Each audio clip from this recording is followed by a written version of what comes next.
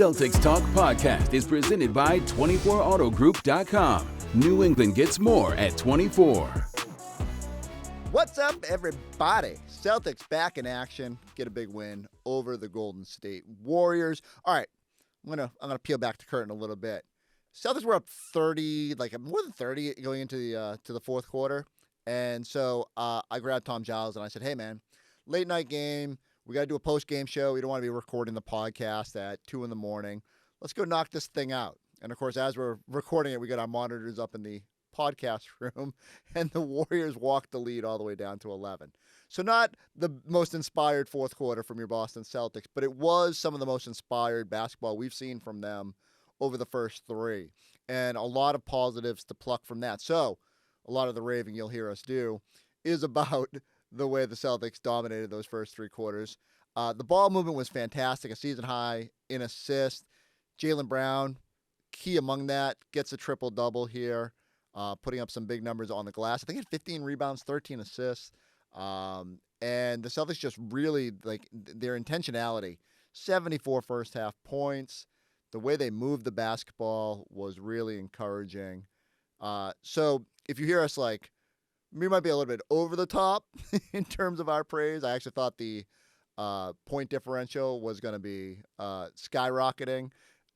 Clearly, the Warriors, credit to them for bringing the effort at the finish line. But overall, a really good win. We also get into Jaylen Brown's MVP candidacy because I just think that's going to be a big topic through the finish line of this season, given how good he's been. And a night like this just emphasizes again, his ability to impact the game in so many different ways. We also get into a little bit of the recent discourse about Jason Tatum, his potential return, the documentary that's coming out, and just kind of checking in on all things Celtics as, hey, look, even the podcast crew is shaking some rust, but here's us glowing a little bit about the way the Celtics dominated the first three quarters of this game. Having a vehicle you can rely on, that's important. That's why you can rely on 24 Auto Group. They will treat you like family. And that's because they are family owned and operated. They're honest, easy to work with, and they just get it. Whether you're looking for something sporty, something luxurious, or just a solid everyday ride, 24 Auto Group always comes through. With 9 brands and 11 locations across New England, there's something for everyone. And here's the best part. They've got the knack to save you more on a new or pre-owned vehicle, and the knack to pay you more for your trade, up to $2,400 over book value. You can even drive home with just $24 down. So if you want the best deal without the runaround, go see my guys at 24 Auto Group, because you always get more at 24. Online at 24autogroup.com. What's up, Giles? All right, look, I'm going to peel back the curtain a little bit here. The Celtics are on the West Coast. They are. Post-game pod has been a little bit of a grind for everyone involved. For not only for us, like, I feel bad because we ramble, we do our thing, and then poor podcast producer, Casey Adams, right, Annie, they all got to, like, put everything together. So I jokingly said to you today, because, look, we're all kind of dragging, and which is weird to say on the first game back. Boston Celtics are not dragging. But I said, Giles, if they're up 20 at halftime, we're going to do this thing during the game. And here we are. We are recording in the third quarter. The Boston Celtics are up by 30. There was just a hilarious sequence. I don't know if you saw it on your way in. I did. Peyton Pritchard. I think that was the highlight of the night. And Kristaps Porzingis wrestling for the ball. And did you catch in the background as they're wrestling for the ball? They both have smiles on their faces. You see Joe in the background? She was like, do not let go of that basketball. Yeah, like he was like, yeah, wrestle that away from him. Well, in a 30-point game. What I love about it most is that they both had smiles on their faces, but they both would not let go. Like that they still wanted to win that little tug of war. And my whole storyline coming into tonight was, I wonder how Al and Kristaps would feel looking across the floor. Because normally when you go up against the returning hero, the former champion, it's all about like, oh, wow, look, he's over there now. He's on a different team. And I think this is like the complete opposite. I think these guys are looking over here going, what? Yeah. What's going on with these Boston Celtics? Totally shell-shocked, right? I mean, look, I was saying to our producers, Jim Aberdale, Max Lauderman, Mark Hazlett, I was like, if you said that you're going to have Celtics Warriors coming out of the All-Star break, matching up, you can have Kristaps Porzingis making his Warriors debut, Al Horford playing against the Celtics for the first time. Crazy good game. What a build-up. And to the Warriors' credit, they had a game plan. It was to shoot as many threes as possible, and it worked reasonably well for them in the first quarter. They went 8 of 17 from 3. It was a 4-point game at the end of the first. And then the Celtics just overpowered them. Honestly, this to me is the best they've played in a long time. They haven't played in a long time. Isn't it crazy? It's the best they've. I can't remember the last time that the ball moved like this. I don't know how much of it is the Warriors defensively, but the Celtics offensively just phenomenal. 21 assists in the first half, Chris. Just really, it was fun to watch. It really was, and it's so weird. Usually, you come out of the break. We were talking about it in the pregame show. You mentioned this game had a low total coming in, and the Celtics have played a lot of defensive-minded games lately. You have 2 of the top 10 defenses in the NBA when both teams are healthy, and yet the Celtics were a buzzsaw, especially early in the second quarter. 17-2 run, I believe it was, to start that frame. Ugo is just like flying around and full-on chaos. I wrote down some of the plus-minus numbers. Like Vooch and Pritchard were just monster pluses in the first half. My favorite stat was that the Celtics bench, the new look bench with Peyton and Vooch, and again Ugo and all these guys coming off, outscored the starters in the first half, 38-36. But the Celtics put up 74 points. You brought it up, 74-51 at the half. They only stretched it out in the third quarter. Like a lot of teams go on break and they don't. It's just like, hey, let's go to Turks and Caicos and chill for a bit. I don't know what the Celtics did yesterday. They had a practice at. Or maybe it was shoot around today at University of San Francisco. Like Joe must have been watching some film and installing some stuff because, man, they came out with a purpose. Yeah, I don't think anyone really had a bad night either. It was just everybody was playing well. You brought up the bench, Jaylen Brown triple-double. Just you're going up against a smaller Warriors team. Albeit the 2 guys we talk about the most on the Warriors, at least going into this game, are Al Horford and Kristaps Porzingis. But otherwise, they're a pretty small team. Mm-hmm. And so I thought the team rebounding was pretty good as well. But just a dominant performance and a good start to what's, could be a difficult 4-game West Coast road trip. And I think that's important because it is going to be challenging. Sunday night against the Lakers, you just never know which way that's going to tip in a rivalry game. You got to go down to Phoenix, which has been a scrappy team. Yeah, you want to talk about teams that have really outperformed expectations. Phoenix is right there at the top of the list. And then you got to go on the road against Jokic on the second night of a back-to-back, on the final game of a very quick 4-game road trip. And so, it's not going to be an easy little trek. But now, you mentioned it. This is about as good as the Celtics have seemingly looked. They'd won 6 of 7 going into the break. They're a billion games over 500. They have the 4th best record in basketball. It's really crazy that they came out and look this good.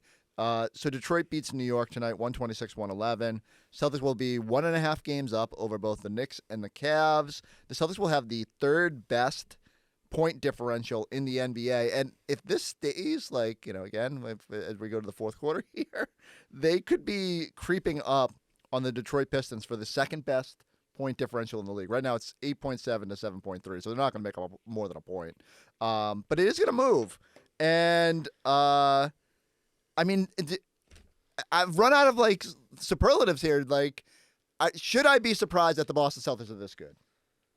And I know I'm not overreacting to the Warriors game. I'm just saying, they had a chance to take inventory, and Jason Tatum isn't even back yet, and this team looks really good. They do, and I think it goes back to the point that you made about, all right, now you have the new look bench with Peyton Pritchard and Nikola Vucevic coming off. It feels like Joe's kind of found something there rotation wise, which again led to them not missing a beat no matter who is on the floor tonight.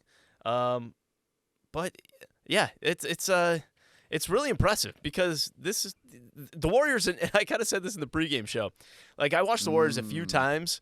leading up to the All-Star break, and they had some really like pesky wins where they were down by double digits, and they're grinding it out. And Guy Santos and Al Horford's out there, and Podziemski, like whoever it was, just like Will Richard. Yeah, Will Richard and Gary Payton II, like whoever it was just making plays, and they were finding ways to win games and stay in the hunt. So I actually, the way I stepping back and looking at it, it's an impressive win. It's an impressive win to kind of impose your will on a Golden State team that has really doesn't has played strong or tough basketball, despite the fact that they're missing some of their stars. And I'll be interested. Notably Steph Curry. Yeah, exactly. We'll see this team again in March.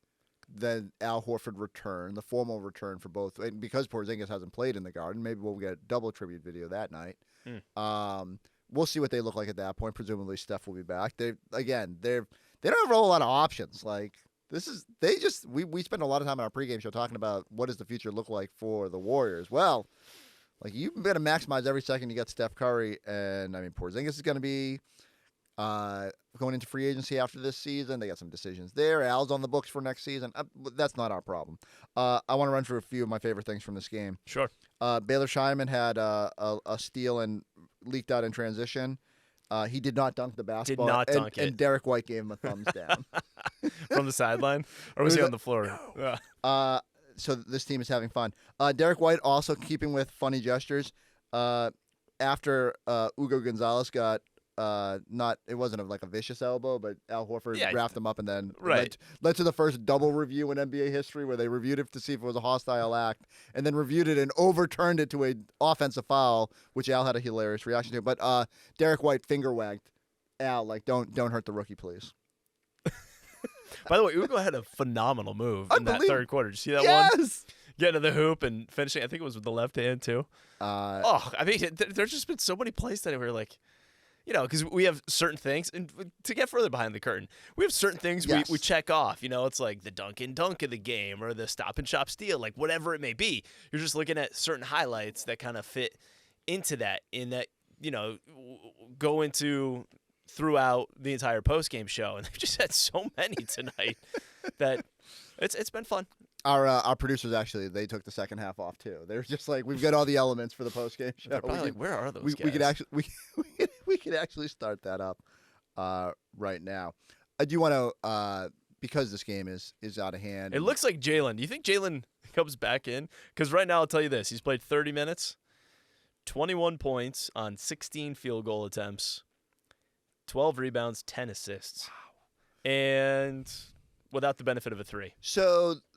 and this is actually a good little talking point. Like one of the things that is going to start to bubble up is, especially if guys, Jokic is trending towards getting over the 65 game threshold, right? So, but like Jaylen in the MVP race is going to be a topic down the stretch. Yep. So are there going to be nights where Joe gives him a little bit more rope to go out there and be himself or trying to, not stat pad, but like, okay, and instead of resting in the fourth quarter, you turn him loose for a few extra minutes. I don't think he would ever do it to the detriment of the team. I would be surprised if he comes back in this game. But this is weird. This is why we can't tape because like so many of our things could be like. Well, I know. Exposed. Well, let me ask. But if you're going to bring up the Jaylen Brown MVP conversation, what are my odds looking right now? I mean, it's gonna be hard for me to pull up live odds with games going on. But I mean, he's in the conversation. He's not at the forefront. I've heard national people say that he should be the MVP. Yeah. If Jason Tatum comes back at some point in March, even though the Celtics could be well on their way to the 2 seed and could be 20 games above 500 at that point, do you think that voters will still be like, oh, well, they'll look at the final month of the regular season with Jason Tatum back out there? Because in the past, right, it feels like one guy has Tatum it's been held against Tatum that he's on a talent-filled roster alongside Jaylen Brown, who has shown more than ever that he is a number one. It's interesting, and like there'll be a whole balance of with Tatum back. Like obviously, scoring's going to get spread out a little bit more, and like maybe there aren't as many 30-point nights for Jaylen, but he could still be just as impactful. But I'm asking the question just more. I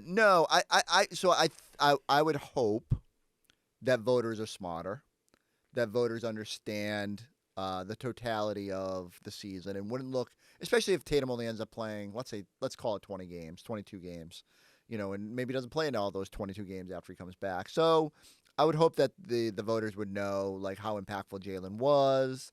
I still think he's trending towards a very obvious top 5 finish. Mm-hmm. And, the amount he climbs will just depend on how many people are eligible, like where exactly the Celtics end up slotting.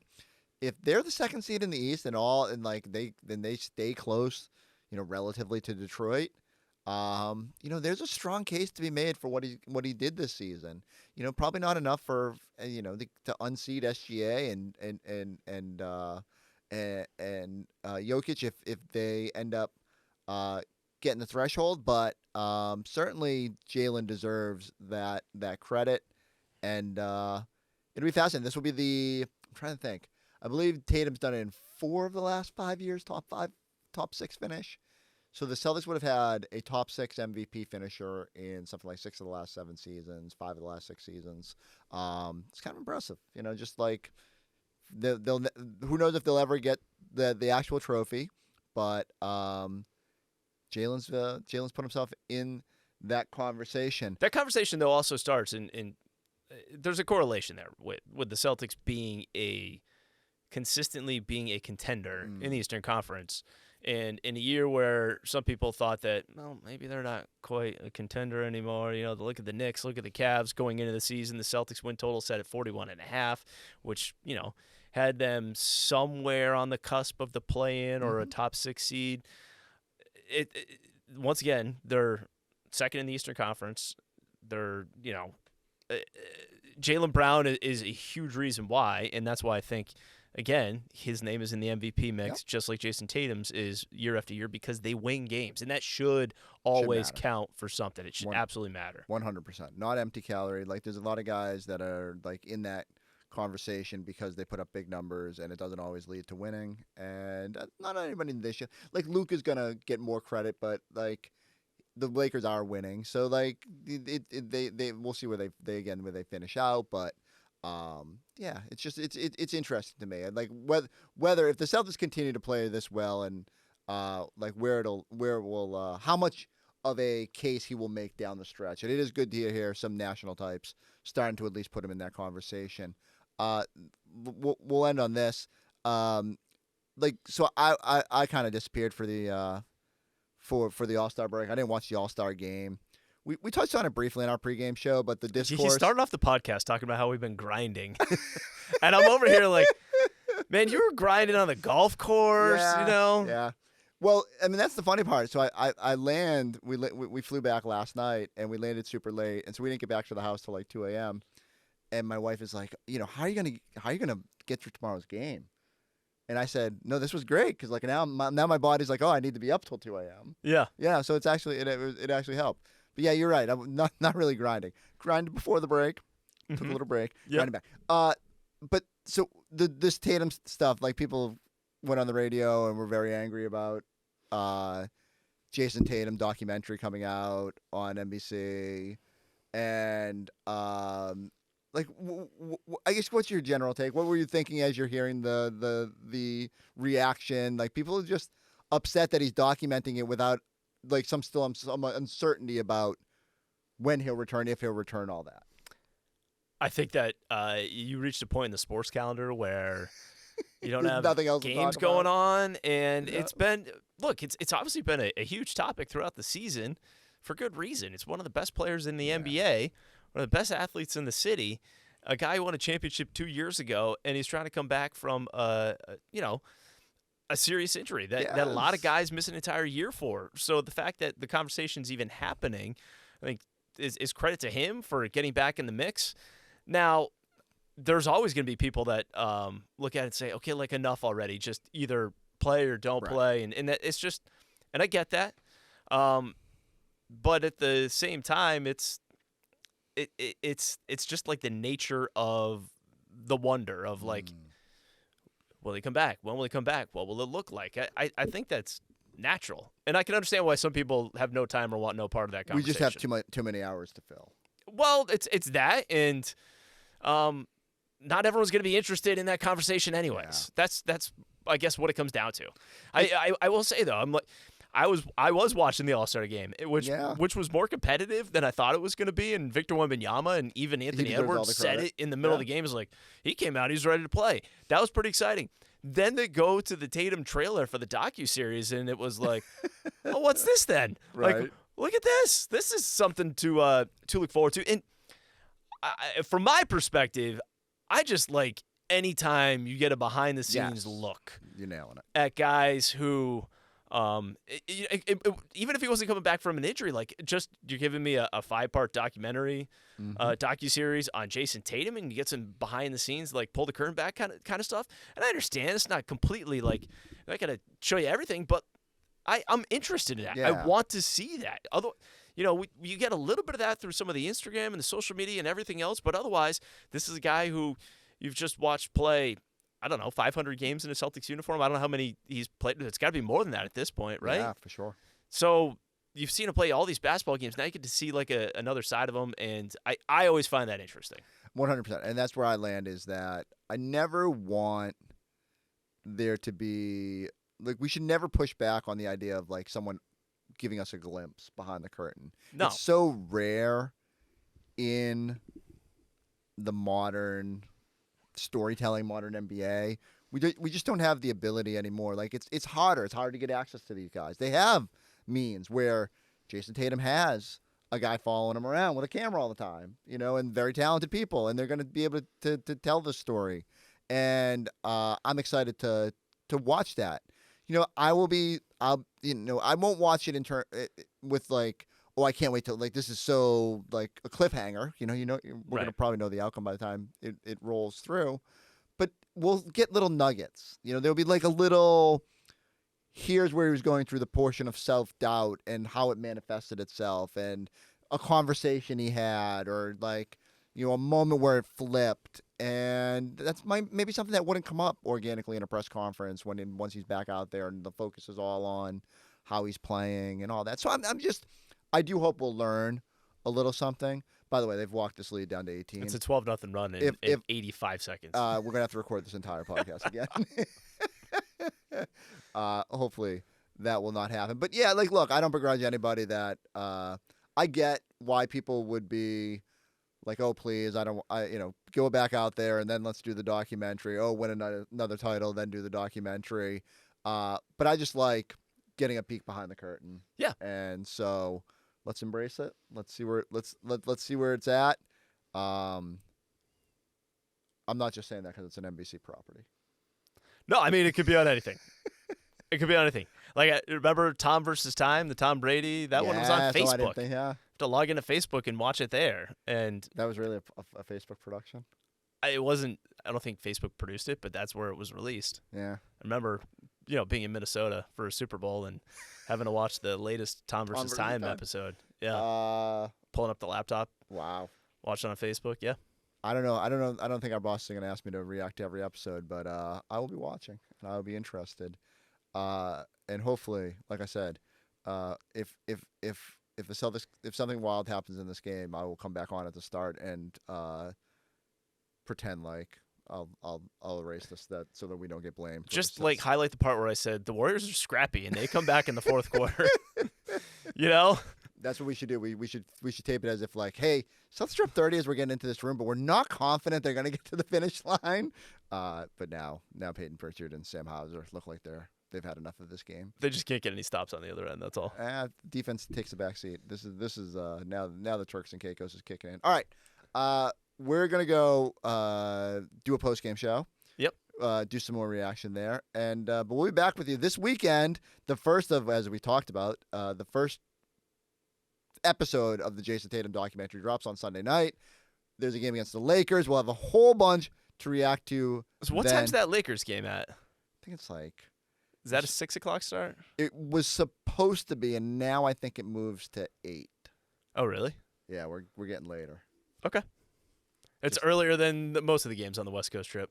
That's a fair assessment, although I was very excited for like one little 6 o'clock game on this trip. Here I am complaining. We just had pretty much a whole week off. All right, everybody go like, go subscribe, go check us out on the YouTube page. We'll catch you next time on the Celtics Talk podcast.